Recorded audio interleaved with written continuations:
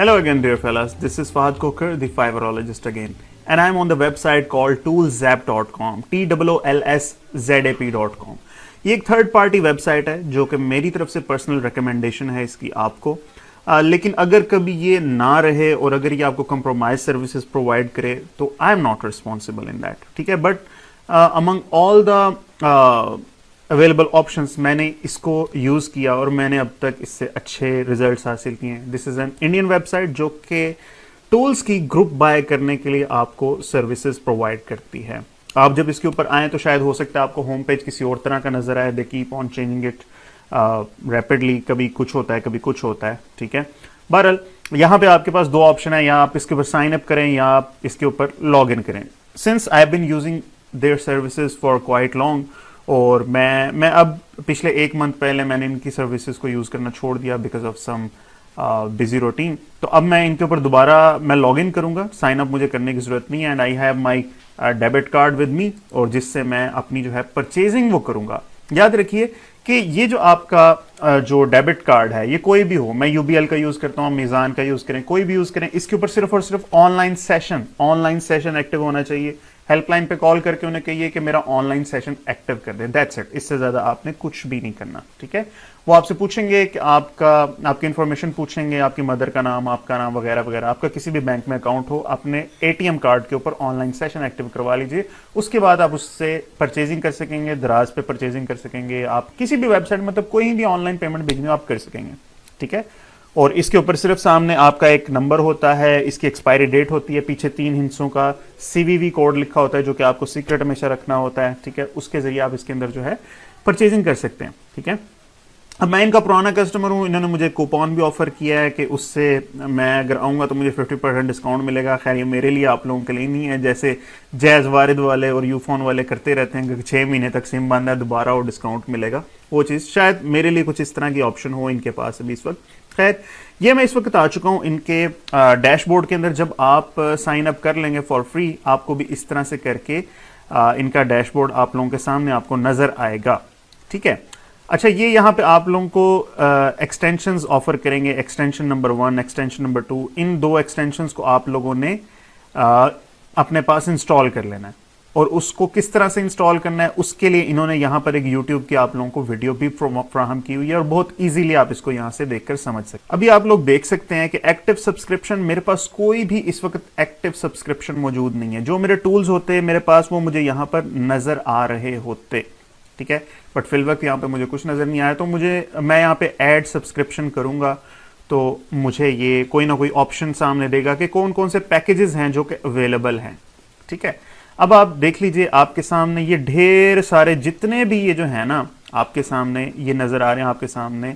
ये KW साइंडर नहीं, KW finder है, ये ग्रामरली है, स्टॉक अनलिमिटेड, पिक मंकी, ये Ahrefs है, और ये लाइट प्लान, कैनवा, मॉज को इन्होंने छोड़ा। अब आप ये चीज देखेंगे कि यहाँ पे इन्होंने ना वर्ड्स गलत लिखे हुए हैं।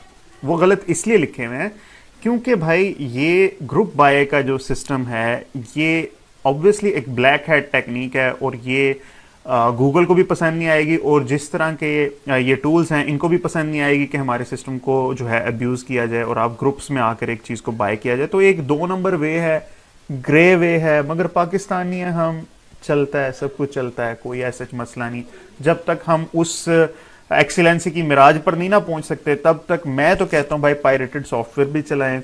मैं कहता हूं कि आप इस तरह से ग्रुप बाय भी कीजिए, ठीक है। Once you get on the track, जब यार आप बेशक मैक यूज करें, बेशक आप परचेजिंग करें सॉफ्टवेयर की, बेशक आप लोग फुल ऑन इनके $900 के पैकेजेस आप इसके लें, ठीक है। What I am interested in right now is actually Ahref, लेकिन मैं देख रहा हूँ ये 399 इंडियन रुपीज का है, और अगर मैं ये 800 रुपए में 799 में अगर मैं ये इनका पैकेज ले लेता हूं तो मुझे सारे के सारे 30 डेज के लिए मुझे इनके जो है ना ये सारे के सारे प्रोडक्ट मिल जाएंगे, सारे के सारे। तो रादर देन दिस के 300 का ये लूं, 200 का ये लूं, 3-4 इनमें से लेने के बजाय मैं 800 इंडियन रुपीज, यानी कि जो कि रफली पाकिस्तान के 1600-1700 रुपए बनेंगे एज पर नाउ, अभी के रेट के मुताबिक 1600-1700 रुपए बनेंगे, थोड़ा सा टैक्स वैक्स डाल के, तो मुझे ये 1 महीने के लिए मिल जाएंगे। और जब भी आपको मिल जाएंगे you will see that it's worth it. Anyhow जी, मैं यहाँ से नीचे आता हूँ और यहाँ पे आकर मुझे ये मेरी बता रहा है कि मुझे कितने में ये पड़ेगा। यहाँ पे कह रहा है कि भाई डिस्काउंट में 399.5 का पड़ेगा, पता नहीं क्यों कह रहा है, शायद उसी वजह से कि I am their old customer. मैं इसको यहाँ पे नेक्स्ट करता हूँ और मुझे यहाँ पर ये कह रहा है प्रोसेसिंग योर ट्रांजैक्शन कर रहा है ये।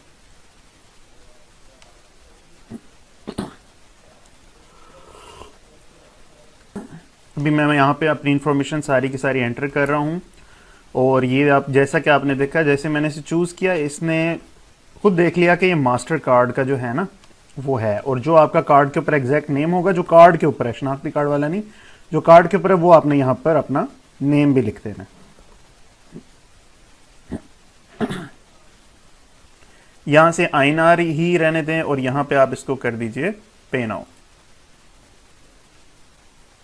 अब इसने नोट कर लिया कि UBL का कोई मास्टर कार्ड यूज किया गया है इसके अंदर। प्रोसेसिंग में थोड़ा सा टाइम ले सकता है, और ये जितना भी टाइम ले आप लोगों ने इसको लेने देना है। यहाँ पे आपने कुछ भी नहीं छेड़ना, जस्ट कीप कॉम, धनिया पी के बैठे रहें, इंशाल्लाह आपकी जो है ना पेमेंट प्रोसेस हो जाएगी। बैक पे जाएंगे, आपका हो सकता है पैसे ज़ाया हो जाए।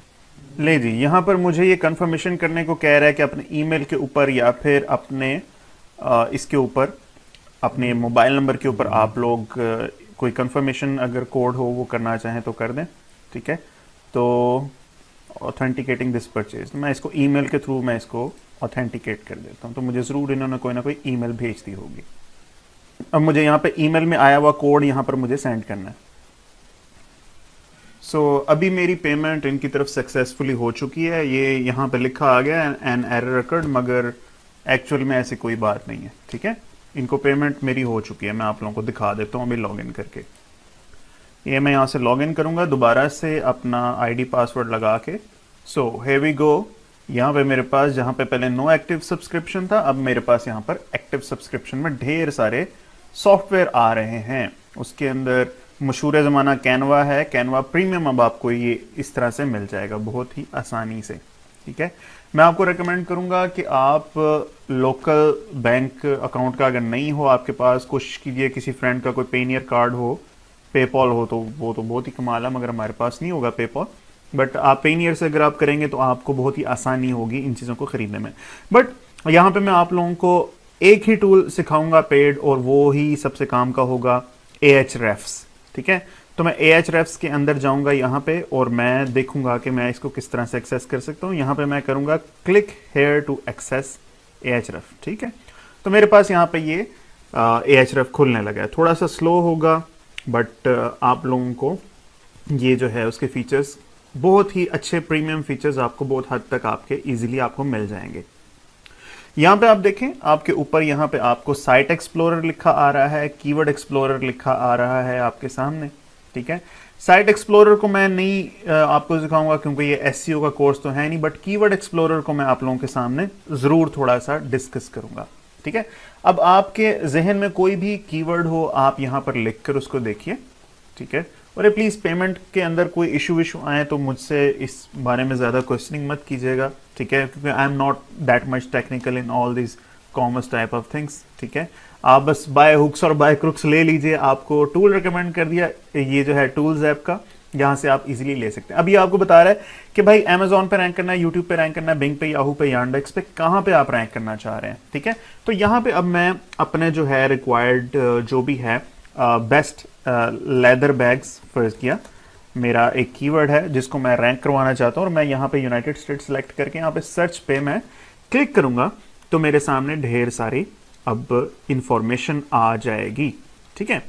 देखें भाई, अब इसने मुझे कितना अच्छा बताया, कहता है कि इसकी जो कीवर्ड डिफिकल्टी है वो 13 है out of 100। It is medium, it is not easy. जब यहाँ पे ईजी लिखा है ना, तब आप सोचें कि आप लोग इसके ऊपर कोई ना काम कर सकते हैं, ठीक है। सर्च वॉल्यूम को आपने बॉदर तब करें जब ज़्यादा हाई ट्रैफिक आपका कंसर्न हो, ठीक है, ज़्यादा हाई ट्रैफिक आपका कंसर्न। लेकिन अगर इस कीवर्ड पे आप रेलेवेंट ट्रैफिक चाहते हैं, बेशक वो कम हो भाई, ज़्यादा लोग ले आने से इररेलेवेंट ज़्यादा लोग ले आने का कोई फ़ायदा नहीं है। इसके बदले अगर 100 बंदे रेलेवेंट आ जाएं और वो कोई परचेजिंग करें ना वेबसाइट पे, तब आपके ब्लॉग पोस्ट लिखने का कोई फ़ायदा होगा, ठीक है। अभी आपको बहुत सी इंफॉर्मेशन आपको बता रहा है जैसा कि 80 जो है ना, इसको पर मंथ सर्च किया जाता है कहाँ पर, यूनाइटेड स्टेट्स में, ठीक है। इंडिया में 60 टाइम्स किया जाता है, यूके में 50 टाइम्स किया जाता है, ठीक है। और इसके ऊपर क्लिक्स जो है 74 आते हैं पर मंथ, ठीक है। 80 दफा अगर ये सर्च होता है उसमें 74 टाइम्स ये आपके आ जाते हैं। बाकी सब चीज़ों को छोड़ दीजिए, ठीक है। यहाँ पे इसने बता दिया कि नंबर 1 रिजल्ट जो है वो ये आता है गूगल के ऊपर, और बाकी सारे सजेशन भी उसने मुझे बताए। हैविंग सेम टर्म्स, उसके अंदर 200, 150 और ये 90, इन सब को भी मैं खोल खोल कर अलहदा अलहदा से देख सकता हूँ। That this will be a long tail keyword, best leather messenger bags for man, कि अगर मैं इस पे काम करूँ तो हो सकता है कि मेरे लिए जो है वो कीवर्ड डिफिकल्टी शायद पहले से भी मुझे कम मिले। लेट्स सी क्या बनता है। ले जी, मेरे पास बहुत ही कमाल का कीवर्ड एक आया कि अगर मैं best leather messenger bags for man के ऊपर अगर मैं अपनी ई कॉमर्स की वेबसाइट बनाऊं और उसके ऊपर काम करूं तो सिर्फ 4 है भाई इसकी कीवर्ड डिफिकल्टी। 250 इसकी जो है ग्लोबल इसकी जो है वो सर्चेज है पर मंथ। अब कोई मसला नहीं, 250 अगर हैं भाई, इसको रैंक करना बहुत आसान है। 250 में से 10-15 भी रेलिवेंट आ जाए, उसमें से एक भी कन्वर्ट होकर आपके वेबसाइट से लेदर बैग खरीद ले तो कितने फायदे की बात है, ठीक है। देखिए बातें मैं आपको क्यों बताता हूँ, you guys must be wondering कि यार मैं राइटिंग के कोर्स के अंदर इतनी टेक्निकल बातें मैं आप लोगों को बताने लगा हूं। ये इसलिए माय डियर कि राइटिंग के कोर्स के अंदर आने का मकसद ये सोली ये नहीं है कि आप राइटर बन जाएं, आप राइटिंग का बिजनेस सेटअप कर सकें। आप खुद से काम करने के बजाय किसी दूसरे राइटर को हायर करें तो आपको ये बातें पता होनी चाहिए। You will be dealing with the international clients और आपको उसे एजुकेट करने का पूरा पूरा हक है। जितना आप उसे एजुकेट करेंगे उतना ही ज्यादा वो कन्वर्ट होता जाएगा। उसकी वेबसाइट को पकड़कर इसके अंदर आप साइट एक्सप्लोर से जाकर अगर करेंगे ना तो आपको और भी पता चलेगा उसकी वेबसाइट की औकात कितनी है और उसके अंदर आप क्या वैल्यू कंट्रीब्यूट कर सकते हैं। So there are many things to add in all this knowledge अभी भी, ठीक है। तो यहाँ पे इसने मजीद मुझे बता दिया और यहाँ पे मुझे सर्प की इंफॉर्मेशन जो मैंने आपको लास्ट लेक्चर में बताया, सर्च इंजन रिजल्ट पेज, उसकी हिस्ट्री बता रहा है कि पहले ये किस सर्प पे था, उसके बाद इसके अंदर क्या हुआ जनवरी 20 में, फिर अप्रैल 20 के अंदर क्या हुआ, ये सारी इसकी इंफॉर्मेशन मुझे बता रहा है। और ये भी बता रहा है कि इसके ऊपर रैंक होने वाले जो इस कीवर्ड के ऊपर रैंक होने वाले जितने भी लोग हैं वो कौन है, ठीक है। उनकी ARAHREF का रैंक जो है वो कितना है, उनकी डोमेन रेटिंग उसकी कितनी है और उनकी URL की रेटिंग कितनी है। ये पैरामीटर्स हैं जिनकी बेसिस पे किसी भी वेबसाइट की पावर बताई जाती है। आप बस इतना समझ लीजिए, वेबसाइट की पावर होती है UR और DR, ठीक है। क्या है SEO के कोई कोर्स कीजिएगा, आपको फिर इसमें मजीद डिटेल में पता चलेगा, ठीक है। अब ये मुझे क्या बता रहा है, कहता है भाई कि इस वेबसाइट की जो है ना ट्रैफिक जो जितनी वो ले रहा है वो है 1697 इसको ट्रैफिक जा रही है, ठीक है। और इस पे कीवर्ड्स कितने रैंक है, 2457 रैंक है। और इसका टॉप कीवर्ड कौन सा है, बेस्ट लेदर मैसेंजर बैग। अब आपने क्या करना है, अब आपके पास सिंपल सा भाई ये तरीका है कि आप if you want to rank better just try to be better than all those who are best in the business, simple period, कोई बात ही नहीं, ठीक है। ये अब अगर बंदा आपके ख्याल में अच्छा है ना भाई, सिंपल अब इसको फॉलो करने लग जाए, ठीक है। मुझे बंदा मिल गया और मुझे पता चल गया ये ब्लॉग पोस्ट बेस्ट है, ये गूगल को पसंद है। No, if I will try to be better than this guys, तब मैं जो है ना कुछ बेटर अच्छा लिख सकूंगा। 15 best leather messenger bags for main stylish. देखिए अब हम आ चुके हैं इस पॉइंट पर कि हम डिसाइड कर सकें कि हमें अपने टारगेटेड कीवर्ड के लिए किस तरह का कंटेंट लिखना चाहिए। इन्होंने अगर ये हेडलाइन लिखी है मैं उससे बेटर हेडलाइन लिखूंगा। इन्होंने अगर इसके अंदर 10 हेडिंग यूज किए हैं मैं 15 हेडिंग यूज करूंगा। अगर इस आर्टिकल ब्लॉग पोस्ट का वर्ड काउंट 1500 वर्ड है मैं 1800 2000 वर्ड्स लिखूंगा। अगर इन्होंने 10 तस्वीरें इसके अंदर यूज की हैं मैं 15 तस्वीरें यूज करूंगा, ठीक है। मैं जब ये काम करूंगा तब मेरा ब्लॉग मेरे कॉम्पिटिटर से ज्यादा बेटर रैंक होने की उसकी प्रोबेबिलिटी होगी। यू गेटिंग माय पॉइंट, ठीक है जी। तो इसको आप देख लीजिए, बेशक इसको कॉपी कीजिए, इसको रिवैम्प कीजिए और इसको रिन्यू करके लिख दीजिए, ठीक है। अभी ये आप देख रहे हैं काफी लंबा सा जो है ना मेरे सामने एक ये आर्टिकल लिखा हुआ है। देखिए गूगल पसंद करता है कि आप लंबा आर्टिकल इसके ऊपर लिखें, ठीक है। तो आपको अगर इसको आउट रैंक करना है तो आपको इससे लंबा आर्टिकल लिखना पड़ेगा, ठीक है। बट अब क्वेश्चन ये है यार कि मैं इसको इतना एनालिसिस इसका करूं तो मुझे तो शाम हो जाएगी ये करते हुए, ठीक है। तो मैं उसका एक हैक बताता हूं, मैं इसके लिए भी आपको एक छोटा सा प्लगइन बताता हूं और उसके जरिए जब आप इस ब्लॉग पोस्ट की डायसेक्शन करेंगे तो आपकी जिंदगी बहुत आसान हो जाएगी। ले जी, मेरे पास ये एक अदद और एक्सटेंशन है, जैसे मैंने आपको लास्ट टाइम एक एक्सटेंशन ये बताई कीवर्ड सर्फर की। अब मैं आपको एक एक्सटेंशन बना रहा हूँ एस ई ओ मिनियन की, एस ई ओ मिनियन। ये भी आप जिस तरह से कीवर्ड सर्फर आपने ढूंढा, आपको ये भी इस तरह से मिल जाएगी। ठीक है, तो ये आपके बहुत काम आने वाली है। इसको, इस पे जब मैं क्लिक करता हूं तो मेरे राइट साइड पे एक डायलॉग बॉक्स खुल जाता है। इसको आप जब चाहे ऑन कर लें, जब चाहे ऑफ कर लें इस एक्सटेंशन को, कोई ऐसा मसला नहीं। बट यहां पे हमें इसकी, इस ब्लॉग पोस्ट की एसईओ को एनालाइज करना है। ठीक है, जो इस ब्लॉग की एसईओ को एनालाइज करना है उसको कहते हैं ऑन पेज एसईओ। ठीक है, अभी ऑन पेज और ऑफ पेज एसईओ क्या चीज है इस डिटेल में भी मत पढ़िए, बस ऑन पेज एसईओ जो इस ब्लॉग के अंदर जो कुछ किया जाएगा वो ऑन पेज एसईओ होगा। अब मैं यहां पे एनालाइज करता हूं ऑन पेज एसईओ को, इसको, तो मुझे देखिएगा कितनी डिटेल में मुझे बातें बताता है। देखिए, ये है मेरी उस ब्लॉग पोस्ट का टाइटल, जो कि इसने कहा है 58 टू 60 कैरेक्टर्स तक की लिमिट होती है, सिर्फ 58 कैरेक्टर्स तक इसने अपना ये लिखा हुआ है।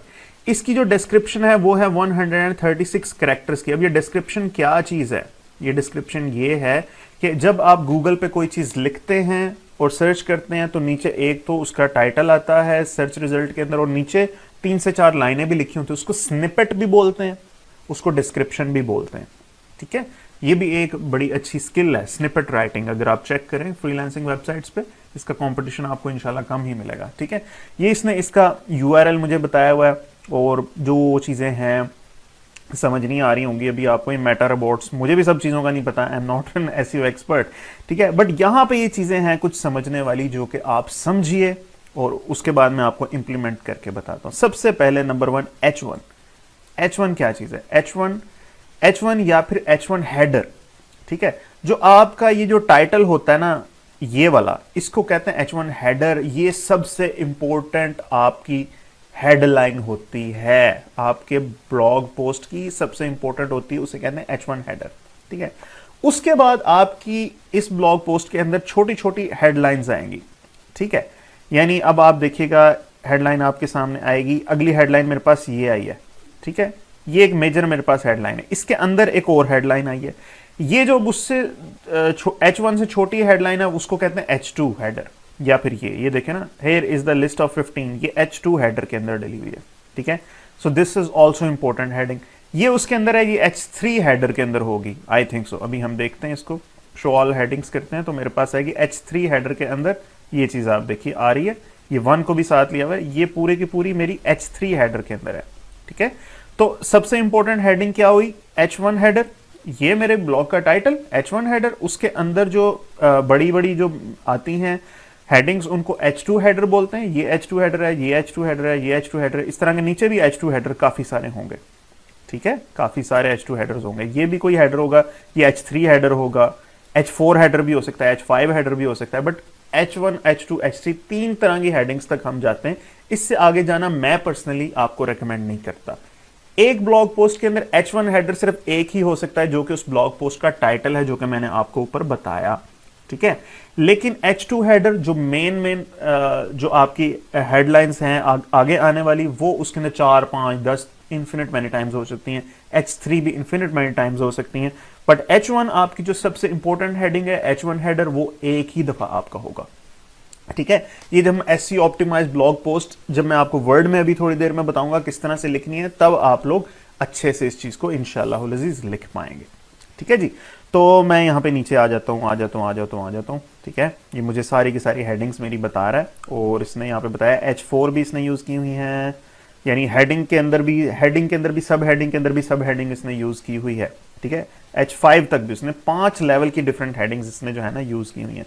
ठीक है, ये चीज आ गई। अब आगे आप ये देख लीजिए कि इसने मजीद भी बताएंगे कि इसके अंदर ये इमेज इसके अंदर है, डिस्क्रिप्शन, उस इमेज की डिस्क्रिप्शन ये है।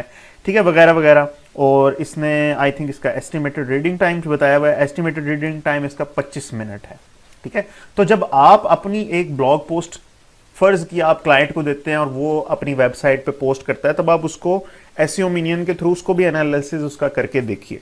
ठीक है, और ये बातें हमने क्लाइंट को बताने की जरूरत नहीं है कि भाई आपके जो कॉम्पिटिटर है उसने इतने का वर्ड का लिखा हुआ है, तो मैंने वो देखा कहां से। एसईओ मिनियन, ये चीजें अपने तक रखें, आपका ये सीक्रेट है, इसको कोई रिवील करने की आपको जरूरत नहीं है। ठीक हो गया जी। सो जी, यहाँ तक बात को रोकते हैं। मैं आपको एक टूल और बता देता हूँ जो कि सैमरश है, और सैमरश के ऊपर आप दिन में 7 से 8 सर्चेस वैसे भी कर सकते हैं, ठीक है। पेड टूल है। मैं आपको उसके अलावा भी इसको बता देता हूँ कि अगर कोई पर्सन भाई ना यूज़ करना चाहे पेड टूल, तो Semrush is a very good tool जिसकी फ्री सब्सक्रिप्शन भी आपको बहुत ही फायदा दे सकती है। इस पर फ्री में अकाउंट बनाए, दिन में 7 से 8 सर्चेज आपको जो है करने को मिल जाएंगे विद लिमिटेड डाटा। अभी मैं यहाँ पर आकर एक टर्म लिखता हूँ, पियर्सिंग, ठीक है। पियर्सिंग मैंने लिख दिया। पियर्सिंग इज अ ब्यूटी निच जो कि लेडीज की होती है। मैं उसके ऊपर देखता हूँ कि यहाँ पे इस कीवर्ड के ऊपर कितना मेरे पास जो है कंपटीशन यहाँ पे मौजूद है और कौन कौन से कॉम्पिटिटर यहाँ पे मेरे पास आ चुके हैं।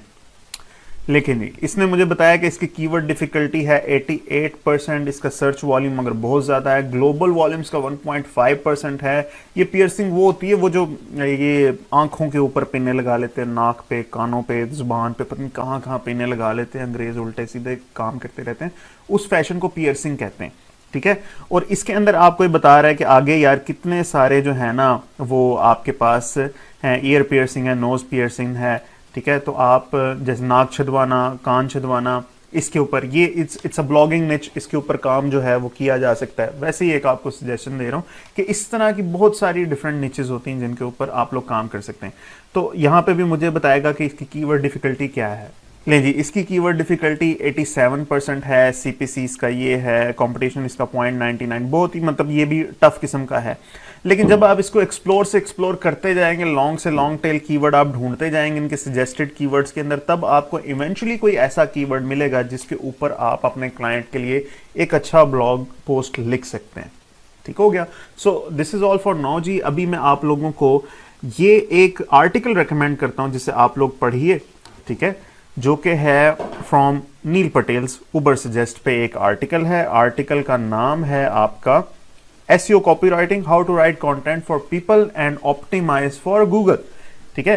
ये आपको पढ़ने में हो सकता है को 20 से 25 मिनट लग जाएं। It's a long article, but once you will read this you will get so much information. Neil Patel is my teacher और मैं इनसे बहुत कुछ मैंने सीखा, इनके यूट्यूब चैनल से और इनकी ब्लॉग से भी। अभी इस आर्टिकल में फ्रॉम वेरी बेसिक बताया हुआ कि what is SEO, understanding copywriting, what is SEO copywriting, elements of SEO copywriting. वैसे ये कॉपीराइटिंग उस टेक्निकल टर्म में कॉपीराइटिंग यूज नहीं कर रहा जो कि सेल्स कॉपीराइटिंग होती है, ठीक है। तो आप इस आर्टिकल को पढ़िए, आपको इससे बहुत कुछ सीखने को मिलेगा और इसके अंदर ये बातें करेगा वो जो अभी मैं आप लोगों से भी कर रहा था, ठीक है। बट ये ऊपर ऊपर से बातें करेगा कि व्हाट इज एसईओ कॉपीराइटिंग, ये हेडिंग्स के बारे में भी बात करेगा, एलिमेंट्स ऑफ एसईओ कॉपीराइटिंग, और साइट की स्पीड है जो कि मैटर करती है इसने बताया। इसके अलावा आप नीचे पॉइंट्स देखते जाएं, हेडलाइंस जो मैंने अभी आपको बताया, H1 हेडर, H3 हेडर, ये सब किस तरह से जो है ना वो किया जाता है। इसके साथ YouTube की वीडियोस भी इसने बिगनर गाइड साथ अपनी ऐड की हुई है। अगर आप मेरे ख्याल में इस एक आर्टिकल को भी पढ़ के बाय हार्ट कर लेना तो आपकी ज़िंदगी बहुत हद तक आसान हो जाएगी, ठीक है। इसके अंदर बहुत सारे इसने फैक्टर्स बताए हुए हैं। कंटेंट के बारे में इसने बताया, कंटेंट आपका किस तरह का होना चाहिए, कितना उसमें प्लेजरिज्म होना चाहिए, नहीं होना चाहिए, मेटा डिस्क्रिप्शन उसकी कैसी होनी चाहिए, कैसी नहीं होनी चाहिए। जो मैंने आप लोगों को थोड़ी देर पहले बताई स्निपेट, उसको मेटा डिस्क्रिप्शन भी बोला जाता है। अब अगर आप देखना चाहते हैं कि एक आर्टिकल अच्छा किस तरह से लिखना चाहिए, इसी आर्टिकल को इटसेल्फ आप एनालिसिस इसका कर लीजिए कि कितना अच्छा इसने लिखा है, कितना लंबा इसने लिखा है, इसने हेडर्स कहाँ कहाँ पे किस तरह से यूज़ किए हैं। अब इसके अंदर कीवर्ड फ्रीक्वेंसी के टॉपिक को डिस्कस करते हुए कहता है कि avoid on page optimization mistakes like keyword stuffing. हम लोग भी क्या करते हैं जी कि अपवर्क की प्रोफाइल डिस्क्रिप्शन के अंदर ढेर सारा कीवर्ड डाल दिया और फाइवर के गिग के डिस्क्रिप्शन के अंदर भी ढेर सारा वही कीवर्ड्स हमने बार बार डाल दिया। एक्सेसिव कीवर्ड इंसर्शन हम करते हैं तो उनके एल्गोरिदम इस चीज़ को पकड़ लेते हैं और उस चीज़ को पकड़ के डी रैंक कर देते हैं। किसी भी आर्टिकल के फ्लो के अंदर अगर कोई वर्ड सीधा सीधा आ जाए तो अच्छी बात है, मगर डू नॉट फोर्स इट यार, ठीक है। अपने कीवर्ड को फोर्स मत कीजिए उसके अंदर डालने के लिए, ठीक है।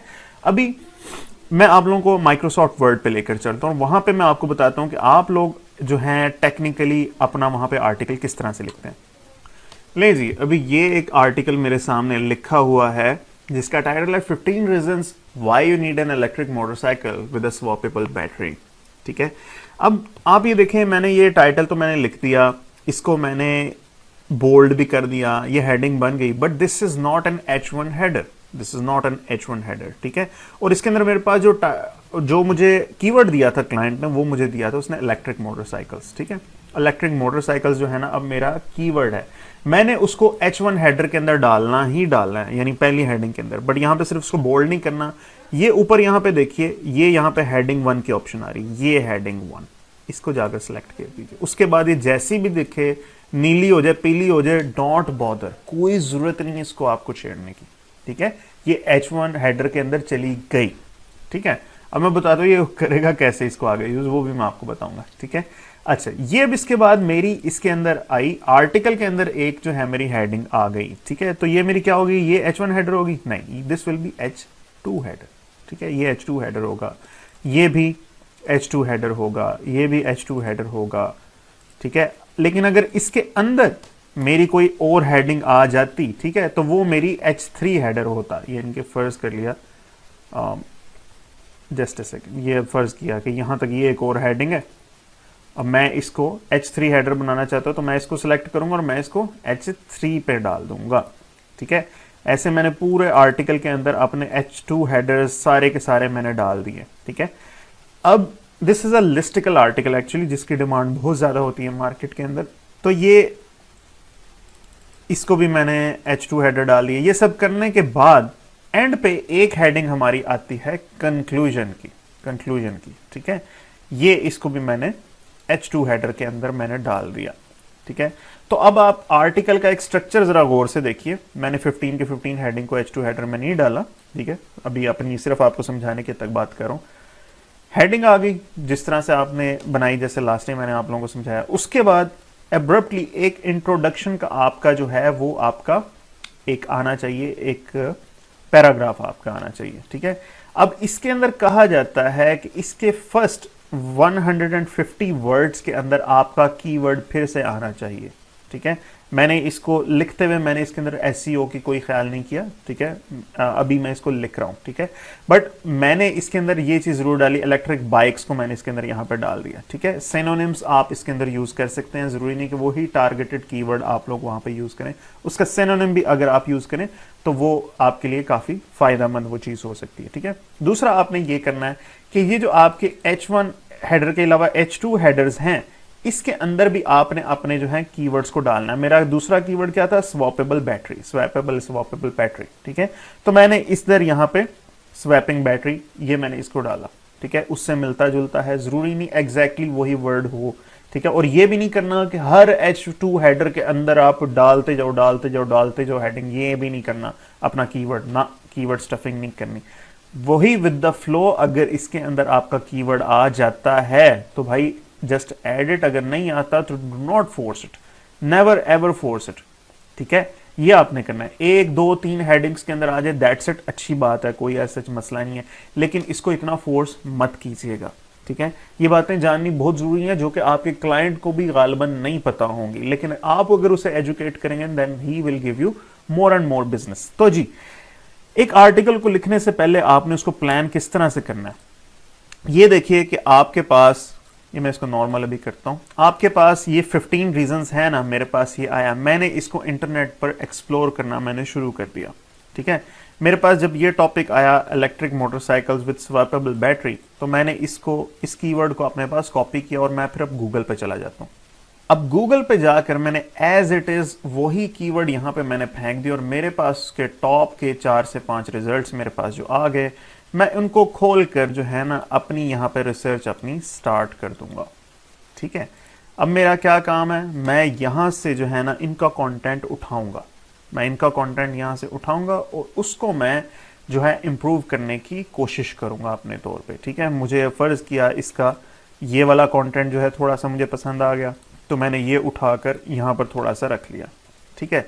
उसके बाद मुझे किसी और वेबसाइट पे मैं गया और मुझे उनका भी कोई थोड़ा सा कंटेंट का कोई थोड़ा सा चंक मुझे समझ आ गया, तो मैं उसको भी थोड़ा सा उठाकर यहाँ पर मैं इनके अपने आर्टिकल के अंदर यहाँ पर रख लूंगा, ठीक है। फर्ज किया मैंने ढेर सारा कंटेंट जो है वहां से उठाकर अपने पास रख लिया, ठीक है। अब मैं इसको करने लगूंगा रिफ्रेश मैं कैसे करूंगा, मैं इस आर्टिकल को यहां से स्टार्ट नहीं करूंगा, कभी भी अपने आर्टिकल को इंट्रोडक्शन से आप लोगों ने स्टार्ट नहीं करना, कभी इंट्रोडक्शन से स्टार्ट ना करो, ठीक है। सबसे पहले वो चीज देखो, अगर मुझे ये कहा गया था कि reasons why you need an electric motorcycle, तो मैं पहले उन रीजन से स्टार्ट करूंगा। मैं पहली रीजन लिखूंगा, मैं उसके बाद दूसरी रीजन लिखूंगा, मैं उसके बाद तीसरी रीजन लिखूंगा। ये लिखने के बाद जब मैं वापस ऊपर आऊंगा तब मैं आकर इसका इंट्रोडक्शन लिखूंगा कि मैं इस आर्टिकल में क्या लिखने जा रहा हूं। Remember, the way a thing is presented was so not the way it was crafted. ये बात आप लोग याद रखिए, ठीक है। अब इसी तरह से जब मैंने इंट्रोडक्शन लिख लिया, उसके बाद मैं आर्टिकल के बिल्कुल एंड पे आऊंगा और मैं यहां पे आकर कंक्लूजन की हेडिंग H2 हेडर देकर मैं इसका कंक्लूजन लिखूंगा, ठीक है। कंक्लूजन के अंदर मैं ये बताऊंगा कि मैंने इस आर्टिकल के अंदर क्या क्या आप लोगों के सामने रिसर्च करके प्रेजेंट किया और मेरी बताई हुई ऑप्शंस किस वजह से आप लोगों के लिए अच्छी हैं। ये बात इसके अंदर आप करोगे, ठीक है, इंट्रोडक्शन में, कि मैं इसके अंदर क्या बात करने वाला हूं। कंक्लूजन में मैंने इसमें क्या बात कर दी और उन सब बातों का नतीजा क्या निकला, and what were my recommendation. ये इसकी समरी भी है और इसके अंदर कुछ सजेशन भी आपके होते हैं। कंक्लूजन के अंदर आप कभी भी कोई इस तरह की बात नहीं कर सकते जो कि आपने पूरे आर्टिकल के अंदर पहले नहीं की। यहां पे कोई नई बात आपने नहीं करनी, ठीक है। इंट्रोडक्शन के अंदर भी कोई ऐसी बात नहीं लिखनी जो आर्टिकल के अंदर ना डिस्कस, और कंक्लूजन के अंदर कोई ऐसी बात नहीं लिखनी जो आपने आर्टिकल के अंदर नहीं लिखी, ठीक है। तो ये बहुत ही टेक्निकल किस्म का जो है इस तरह का मैटर है, ठीक है। अब आपने क्या करना है, अब आपने इसको करना है यहां पे पकड़ के रिफ्रेज करना, आप इसको शुरू कर दें, ठीक है। रिफ्रेश करने के बहुत से इस तरह के तरीके हैं, ठीक है। आप काफ़ी लोग हैं वो यूज़ कर स्पिनर यूज़ करते हैं, कंटेंट को स्पिन कर दिया तो उसका प्लेजरिज्म जो है वो आपका ख़त्म हो जाता है। बट इतना उसके अंदर जाने की ज़रूरत नहीं है। Perfection is the enemy of progress, ठीक है। आप लिखना शुरू करेंगे इसको तो आप लोग with the passage of time इसको इस आर्ट को ग्रेजुअली जो है मास्टर कर लेंगे, ठीक है। अब जैसा कि मैं थोड़ा सा आपको करके बताता हूँ, फर्ज किया अब ये जो है कंटेंट थोड़ा सा अगर ये प्लेजराइज है तो मैं अब इस लाइन को किस तरह से प्लेजरिज्म फ्री मैं किस तरह से करूंगा ये मैं अब आप लोगों को बताता हूँ। अब ये लाइन कहती है, one of the reasons e-bike saw a significant growth of sales for the customer market in several countries were their sophisticated and jaw-droppingly impressive designs, ठीक है। अब ये इस तरह से लाइन लिखी है, मैं इसको बिल्कुल उल्टा करके लिखूंगा। उल्टा करके कैसे लिखूंगा, मैं ये कहूंगा कि द रीजन इलेक्ट्रिक मोटरसाइकिल्स, मैंने ई बाइक्स नहीं लिखा, electric motorcycles have seen a boom in sales in the eastern countries is their immaculate designs and impressive and sophisticated colors. अब कोई बंदा ये नहीं मुझे ये देख के कह सकता कि ये लाइन मैंने इसको देख के इंस्पायर होके लिखी है। इन दोनों का अगर आप डिफरेंस देख लें तो आपको कोई भी किसी किस्म का कोई जो है ना ये नहीं लगेगा कि यार इसको मैंने जो है ड्रैग करके कोई मैंने चीज़ लिख दी है, ठीक है। अब ज़रूरी नहीं है मैं इसकी अगली लाइन यहाँ से इसको उठाकर मैं इसको रिफ्रेज करना शुरू करूँ, नहीं, मैं यहाँ से इस लाइन, ये लाइन मुझे पसंद नहीं आई, मैं कहता हूँ दफ़ा करो इस लाइन को, मुझे कोई ज़रूरत नहीं है। आपने ऐसे ही करना है, सारा का सारा कंटेंट नीचे ला के एक दफ़ा रख लेना है। 1000 वर्ड की अगर आपने ब्लॉग पोस्ट लिखनी है तो अपने पूरे माइक्रोसॉफ्ट वर्ड को 1000 या 1500 वर्ड से भर दीजिए एक दफ़ा, ठीक है। फिर उसके चंक्स उठाकर उसको रिफ्रेज करना शुरू कीजिए, ठीक है। इस तरह से आपका जो है कंटेंट जो है वो प्लेजरिज्म फ्री हो जाएगा, ठीक है। और जैसे जैसे जो लाइन आप करते जाएं कि ये मैंने लाइन कर ली, रिफ्रेज डिलीट करो भाई, उसे कोई जरूरत नहीं है। अगली लाइन पढ़ो, the mechanical power of cranks convert it into a power generator, ठीक है। अच्छा, द मैकेनिकल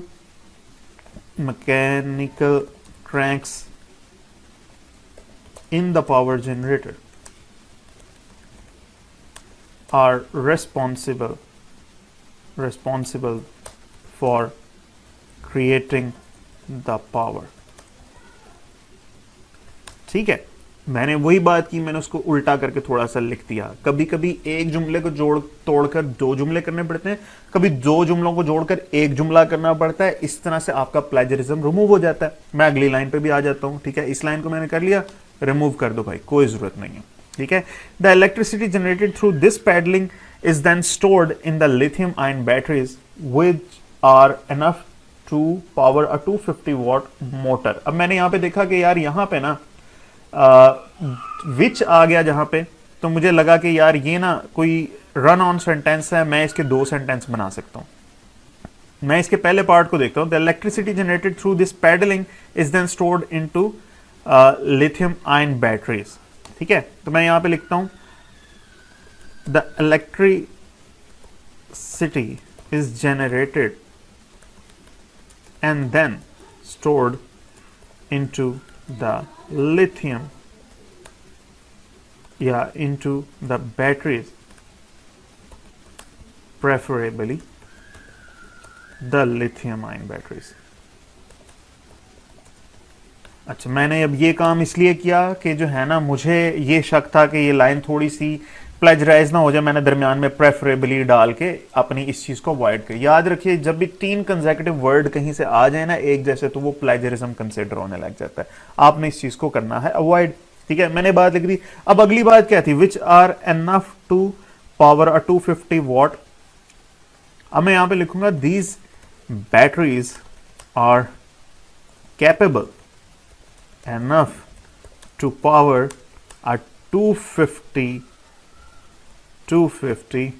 watt motor। ठीक है, कोई भी जो है ना भाई प्लेजरिज्म नहीं आया। मैंने देखा, मैंने यहां तक अपने इसको मैंने रिफ्रेश कर लिया, मैंने इसको कर दिया रिमूव। ठीक है, अच्छा मैं क्या करता हूं, मैं इसमें कंफ्यूजन ना हो, मैं इसका फॉन्ट और रखता हूं, इसका फॉन्ट और रखता हूं, या अगर फॉन्ट और हो, मैं ये करता हूं जो मैंने कंटेंट पहले लिखा हुआ है उसको मैं ना यहाँ पे यार ब्लू कलर में कर लेता हूं, ताकि मेरा इसके साथ ना कोई कंफ्लिक्ट कभी भी कोई जनरेट ना हो।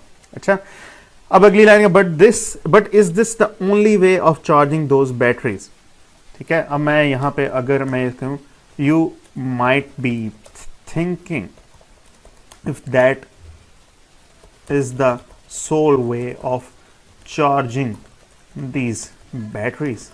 ठीक है, बात वही है मगर मैंने उसको थोड़ा सा चेंज कर लिया। certainly not। ठीक है, let's explore it even more in the concept of swapping batteries। ठीक है, but that is not the case। ठीक है, necessarily not को मैंने कहा, but that is not the case। अच्छा, let's explore it even more। मैं कहूंगा in the subsequent section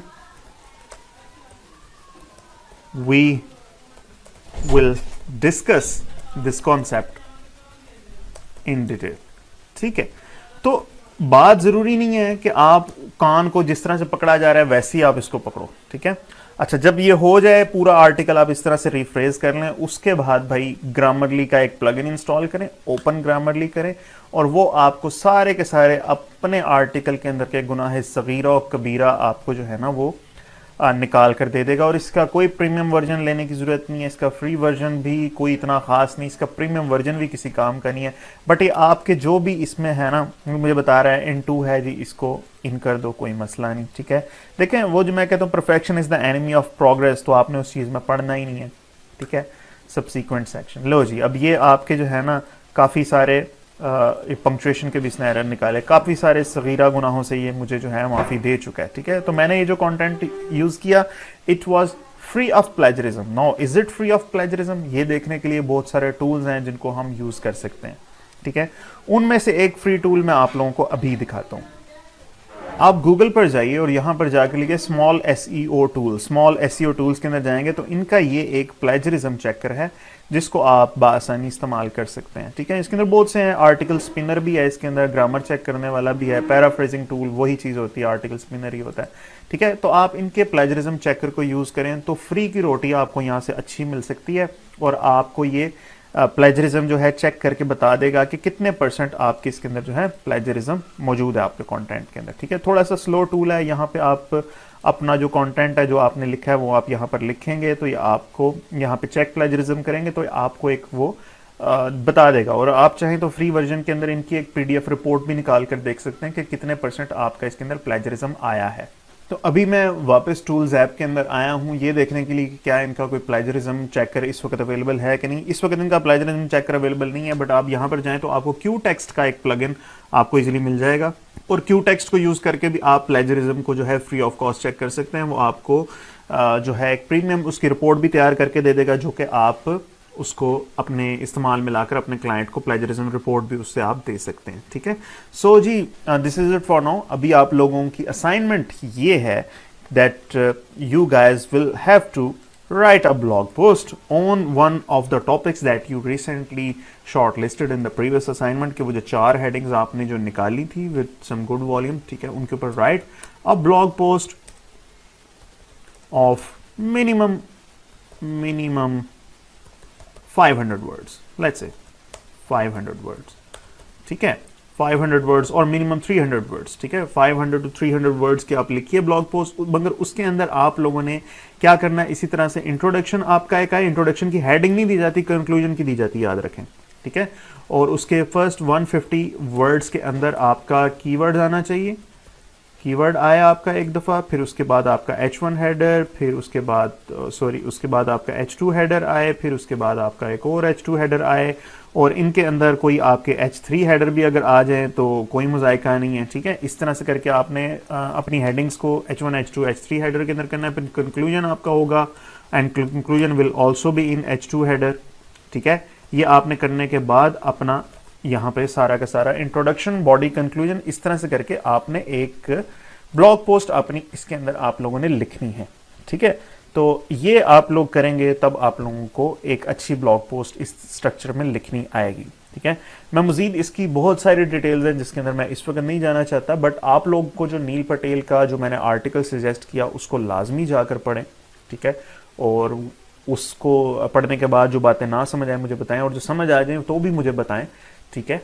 और ये आर्टिकल आप लोग लिखकर जो डिस्क्रिप्शन के अंदर ऊपर ईमेल एड्रेस लिखा है उसके ऊपर आप लोग सेंड कीजिए, और ईमेल के टाइटल के अंदर क्लियरली अपना बैच का नंबर, अपना नेम आप लोग बहुत क्लियर उसके अंदर लिखिएगा ताकि आपकी असाइनमेंट बहुत इजीली पहचानी जा सके। फॉर्मेट वैसे डिस्क्रिप्शन के अंदर भी मैंने लिखा हुआ है कि किस तरह से आप लोगों ने वो ईमेल किस नेम से किस तरह से करके भेजनी है, ठीक है। तो this is all for now जी, मिलते हैं आप लोगों से नेक्स्ट लेक्चर के अंदर। Thank you very much.